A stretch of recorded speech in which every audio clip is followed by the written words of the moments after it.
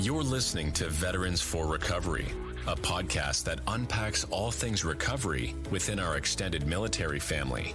Join your host, retired Major John Donovan, a noted author, lecturer, and person in long-term recovery from substance use disorder, as he and his guests will break down current trending topics and research, along with all things recovery related to increasing recovery resilience and recovery capital within our veteran and service member communities. Now here's your host, Major John Donovan. Good day, everyone, and welcome to another episode of Veterans for Recovery. This is a podcast that looks at all things pertaining to our veterans, service members, and their family members who are in recovery or seeking recovery. I'm your host, John Donovan, a retired major of the U.S. Army, and I'm a person in long-term recovery. With me today is my guest, Alan Swanson. Today, Alan and I will explore what recovery means and how it impacts our lives and the lives of our listeners. Alan, welcome to the show, and thank you for being with us today. Welcome. Thanks, John. I appreciate the invite. Yeah, absolutely. So to kick this off, Alan, first, tell us a little bit about yourself, your background, education, profession. Sure. I like to open this up whenever I get asked that question under a light note. I was born at a very young age. And I was born in Minneapolis, Minnesota. It's where I grew up. And I went to the public school system, and I was active in kind of the nerd activities of the day, speech, debate, orchestra, and computers. And I found myself gravitating towards computer science. I did a project my senior year of high school that in 1983 that allowed me to give the gift of speech to a young student who wasn't able to speak, using an Apple II computer hooked up to a voice synthesizer. And I went on to go to Mankato State, now Minnesota State. I got a computer science degree and started off working for a local telephone company. And I've been gainfully employed in IT for 36 years, a long time. And so that's a little bit about my professional background. I'm married. This coming February, I'll be married 24 years. I have 2 children. I have 3 grandchildren. I currently live in Maple Grove. But I found myself kind of when I got to my late 40s, I found myself in active addiction to my drug of choice, which is alcohol. And let's explore that for a second. So you're a person in long-term recovery. Is that correct? Correct. And you have a recovery journey that's really quite remarkable. Could you share a little bit about that with our listeners? Yeah, absolutely. So I started putting alcohol as my focus and solution in life to all my problems. And I started having consequences. And the consequences of my addiction were they didn't get less, they got more, right? And around 2012, my wife decided that I had a problem. And she said, "You have a problem." I said, "No, I don't." She said, "Yes, you do. You need to go to treatment." So I went to an intensive outpatient treatment program, and I didn't have any legal consequences at this time. This is 2012.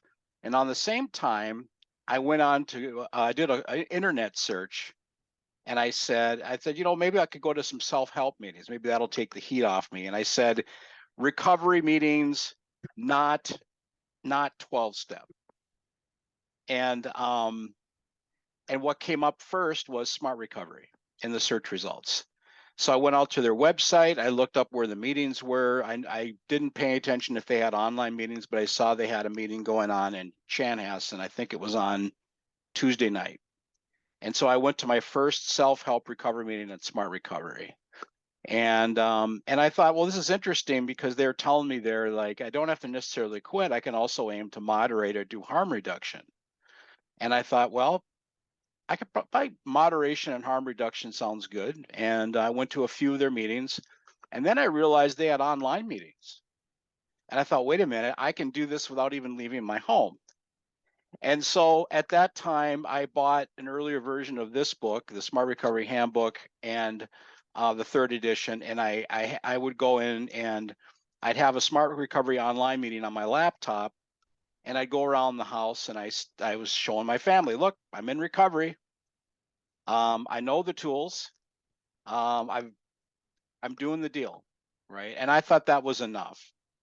And eventually I basically declared myself well. I got out of that first treatment, and I was trying to moderate and do harm reduction on my own. I wasn't going to this. I stopped going to the Smart Recovery meetings, and things came off the rails eventually. 2015, I got a DUI, a misdemeanor DUI, and I was in trouble. And I went to my second treatment.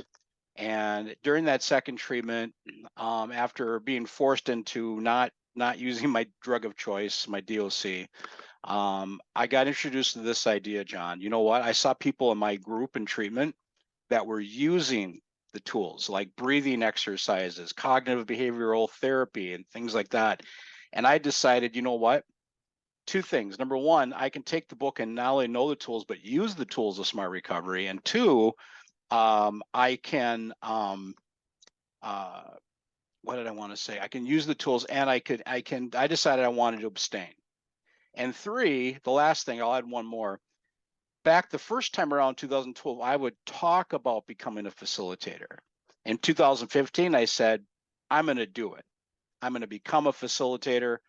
4 months into my abstinence, I signed up and I got accepted into, they have a training program. We can get more into this later, but I became a facilitator.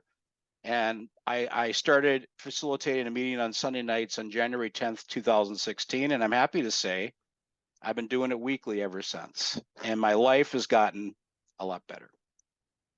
Alan, that is amazing. And thank you for sharing that story. I'd like to arc back and just unpackage a couple of things. So, in a nutshell, how did the harm reduction work for you? Well, for me, it worked for others apparently, but for me, I kind of felt like I never got, I never, it never changed my mindset about my drug of choice.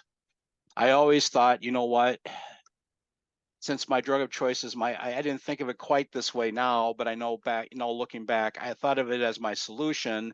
I just felt like I had to live a double life. Like I had to present the moderating side of myself to others, but there was always that part in me that wanted to binge and use the way I wanted to use. I started living a double. I felt like I was living a lie in my life, because here's an example would be Thanksgiving, right? Family comes over. I have one beer, okay?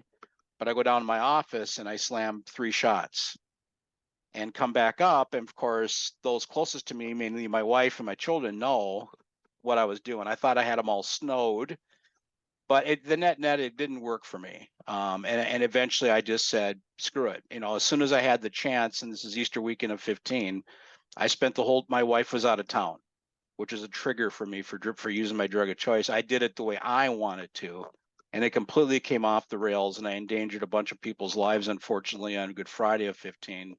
And I drove back home from the Mall of America with about a 0.20 blood alcohol level. And thank goodness, an officer of the Minnesota State Patrol pulled me over, kept everyone safe, and I later went on to tell him, you saved my life, and explained to him why.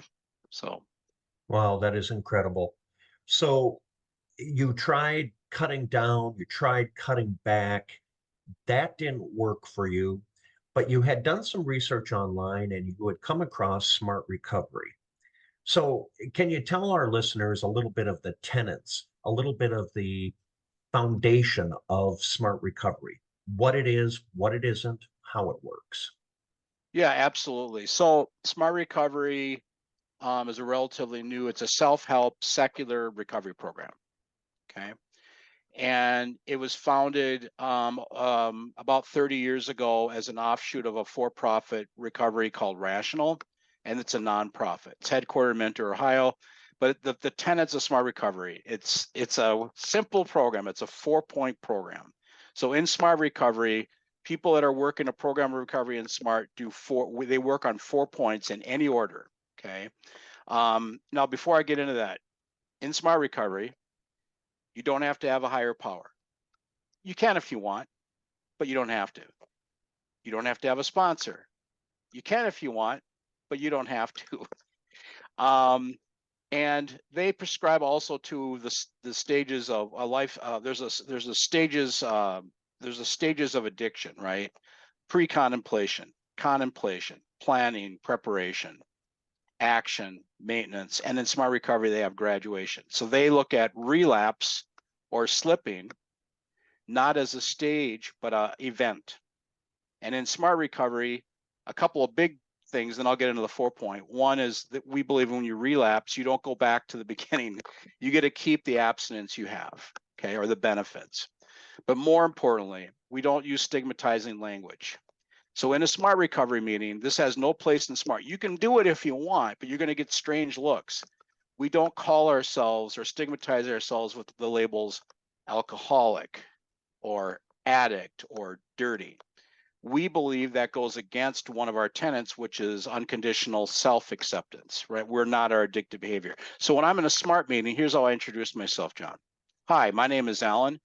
I have an addictive behavior tied to alcohol, or something along those lines. So the 4 tenets of Smart Recovery, the 4 points of Smart Recovery that we work on. 1, building and maintaining motivation, either to abstain or to do harm reduction or moderate. 2, coping with urges. 3, managing thoughts, feelings, and behaviors. And that breaks down to 3 areas. Managing thoughts, feelings, and behaviors about ourselves, so that we look at ourselves as not being our addictive behavior. About life. So, for instance, my mom passed away when I was 1.5 years into my recovery, or others. And we look at that real simply. We use a child's toy to demonstrate that for ourselves. We put a hula hoop, or imagine a hula hoop around us, and say, what do we control? We only control what's inside the hula hoop, which is us, right? And then the last point of Smart Recovery, living a balanced life and getting reintroduced to the activities that we may have given up for our addictive behavior or drug of choice that help us give up dopamine and serotonin naturally in our brain action instead of unnaturally through our drug of choice or addictive behavior. So in a nutshell, that's the program of Smart Recovery. I can go into the meeting formats and things if you want, but that's the crux of it. So you found these meetings online, and then you discovered that you can attend online. How helpful was that? Describe that a little bit for us. Well, it's something that's changed over the years since I joined Smart. So I mean, this coming Sunday, we're going to be saying we've been doing the meeting I facilitate for 8 years. So 8 years ago in 2016, when this started, the platform wasn't what we have now, which is, we have what's called Zoom, a Zoom platform. We had some other platform, Java based, and it wasn't very good. And not only that, but Smart Recovery at that time decided at online meetings, a facilitator on their own couldn't handle more than 35 participants. And so we had to limit the number of people that could come in to 35. And you know what I noticed? After a meeting, I get all these emails in my Smart Recovery mailbox that I had at that time saying I couldn't get in. And so as a facilitator, they wanted us only to have 35, but they allowed us to increase it. And so I thought, I'll do this and ask forgiveness later. I hate turning people away, John. So I'd increase it to 50, and we maxed that out. And then 75, then we maxed that out. And then 100. And before I knew it, within a couple of years of facilitating these meetings around 2018, we were getting, 200 people. And so we found out in collective wisdom, I needed help. I needed people volunteering as meeting helpers and co-facilitators to watch the chat, and to, it's a management exercise because you have 200 people coming in or more. And sometimes, I don't know, I gotta admit, when I showed up at Smart Recovery, I wasn't self-actualized and well-behaved. I was an emotionally wounded animal, and I acted out a little bit. And so there's something called facilitation that happens. So anyway, the net of it is, now we're on Zoom. We can have up to 300 people on the meeting. And we actually, one other thing I mentioned too, we don't send facilitators in cold, where there's actually structured training available through Smart Recovery. and ongoing training as well. So we don't just put people in cold. You get the training, you get on the job training with another seasoned facilitator before you're allowed to start your meeting and start doing that. And I hope that answered your question. Yeah, absolutely. And just to share a little bit with you and our listeners, I started bringing meetings into the St. Cloud VA after my second tour to Iraq in 2010. And I would go in there, and at first, there was 100 to 140 guys in the meeting, and I would share my recovery story. And I did this about 6 times a year because their program would be about 60 days long. So every 2 months, the audience would change over. And I noticed after a period of time that the audiences were getting smaller and smaller and smaller. They went from 100 down to 80 and 60. And of course, I interpreted that, that self-talk that we give ourselves. Oh, they hate me. They don't like my message, et cetera, et cetera. So I inquired of the staff. I'm like, gosh, these meetings used to be so big, and now they're getting smaller and smaller. Is it something I'm doing? And they said, oh, no, it's just that the guys really enjoy, and I say guys sexistly, but the majority of the people going through the program were men. They said that the guys really enjoy this new program that we've started here called Smart Recovery. And that's when I first got introduced to this idea of SMART. A couple of years later, I ran into a retired sergeant major, and I greeted him. He was a person I worked with, one that I greatly admired. I said, Sergeant Major, how you doing? And he said, I'm doing great. 5 years sober. I said, wow, Sergeant Major, I didn't even know you drank. He goes, yep.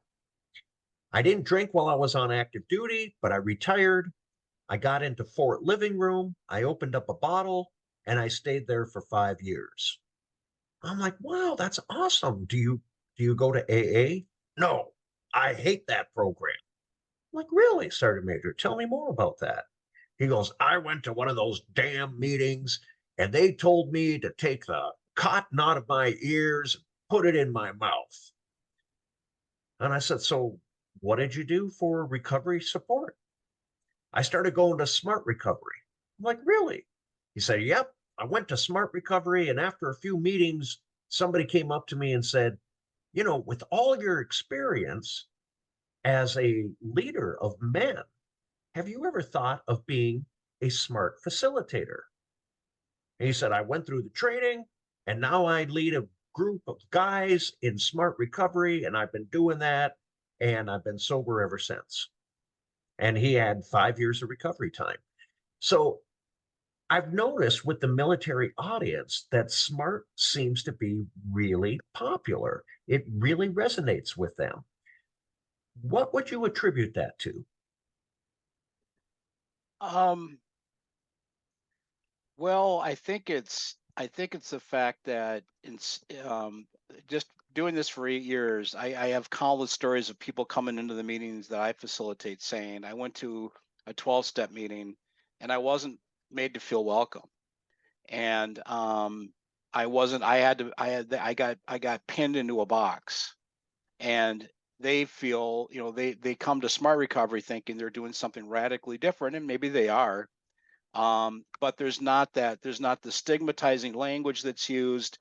And if you want to come in and moderate, that's fine. You don't have people coming in saying, what? We only talk about permanent abstinence, and so there's a flexibility there. The whole higher power God thing is taken off the table.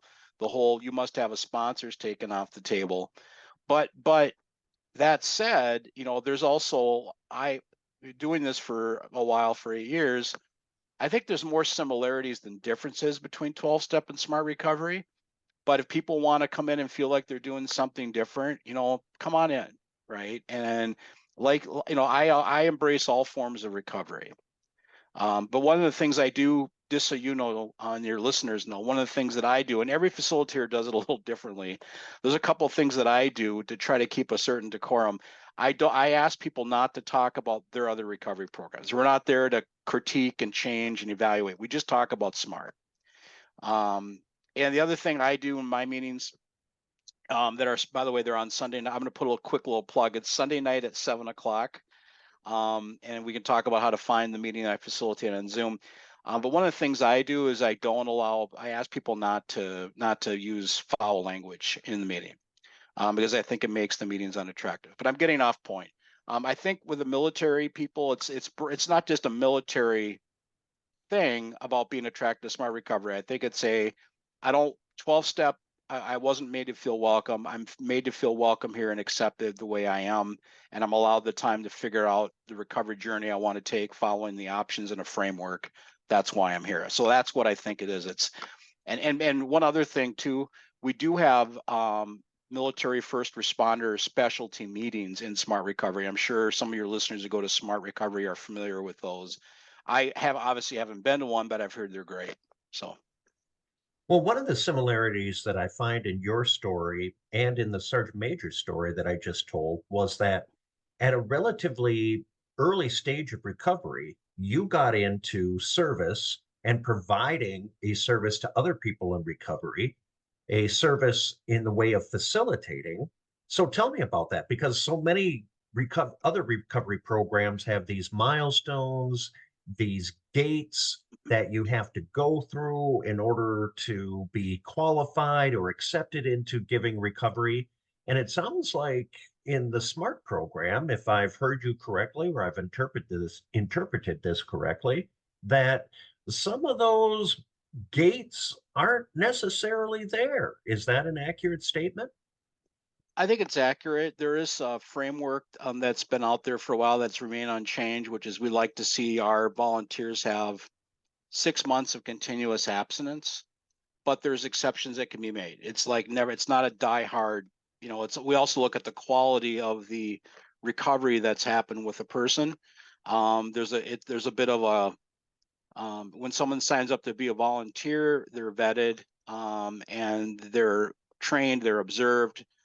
This has evolved a little bit over time, and things have become a little more rigid now. So we've got some standardized. I can get into more details, but the online meetings, there's really two flavors in North America. There's local online meetings where there's a lot more latitude for the facilitator as long as they're following Smart Recovery in their meeting. And then there's a national framework, and the national framework is a little more rigid. And the slides are a little more all-encompassing to make sure that everyone's safe and feels included. And the national meetings, which get the 300 people, they max out the license almost every time. Those are really meetings to allow people to come in and learn about Smart Recovery, and then go off to their military first responders or a local meeting, and then do the more deep dive instead of the narrow, broad dive, if that makes sense. Yeah, very much so. So answer me this, if you will, Alan. We've been talking a lot about online facilitation, the meeting that you talked about, that you facilitate. And oh, by the way, please give our listeners information about how they can join that or where they can find that.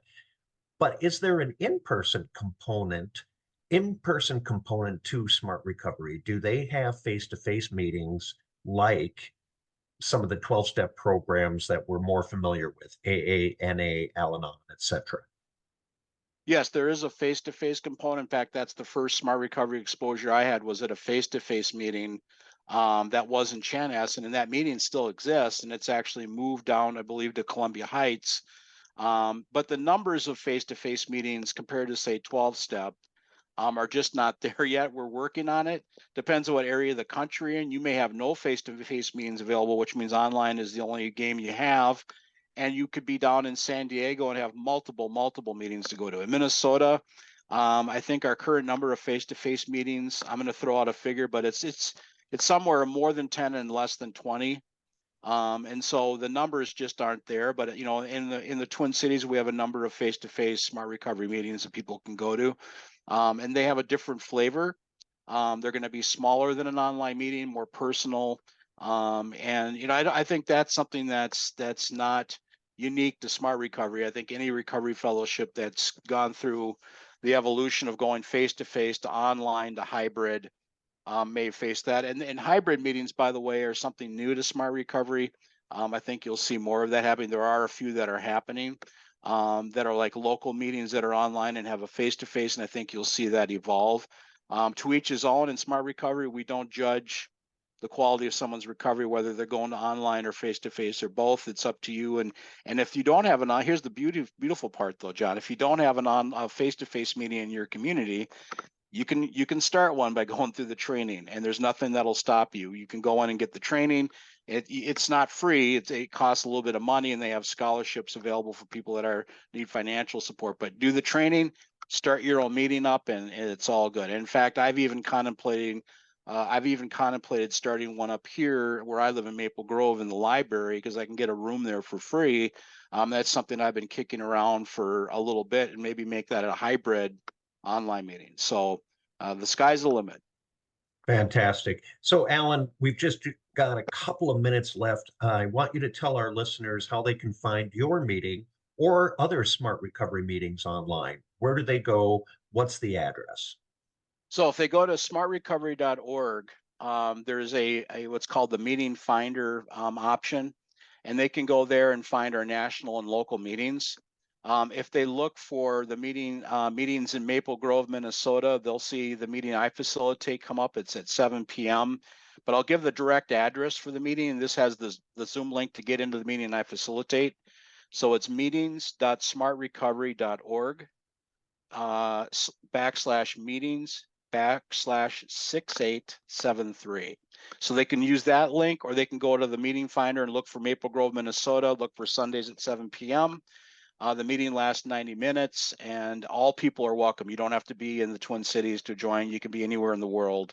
And very likely the meeting that I facilitate will be going national in the near future. There's some qualification. I have to get 2 trained co-facilitators to be with me in order to have permission to go national. I've been trained and ready to go, but it's been a bit of a recruitment process to find 2 other co-facilitators that meet the standards for the national meeting. Fantastic. And that web address, just for the generic Smart Recovery again, where can they go? Smartrecovery.org. Smartrecovery.org. Too easy, all one word, spelled just like it sounds, smartrecovery.org. We've got about 2 minutes left. Alan, what would you like to pass on to our listeners, to our veterans and service members who may be listening to this podcast? Any parting thoughts? Well, first of all, I'm a big fan of our military, and I want to thank all of your listeners for their service. And I want to thank you, John, for your passion around helping veterans in recovery. I'm passionate about helping veterans in recovery as well. And I would encourage people, just if you try a meeting, and if you try a meeting, try it 4, 5, 6 times, and if you don't like it, then move on and try another one. And even if your listeners want help find a meeting that'll resonate with them based on my experience, they can email me at my Smart Recovery email, and I'll give you that. It's Alan, ALAN, smartrecovery@gmail.com. So it's Alan, smartrecovery@gmail.com. And I'd be happy to help anyone find an in-person or an online meeting that meets their needs. Alan, fantastic. And I want to thank you so much for being with us and sharing with us today about Smart Recovery. It was a fascinating conversation. To our listeners, thank you for spending a little time with us to learn more about Veterans for Recovery. This has been a podcast of the Coming Home Well Network. Until next time, be well, think well, do well. This is Major John Donovan signing off. You've been listening to Veterans for Recovery, a Coming Home Well podcast. We value your feedback. Please be sure to leave a review, share, and download this episode. We thank our veterans and service members for your service to our country. We thank our friends and families for their support. And thank you for listening to Veterans for Recovery.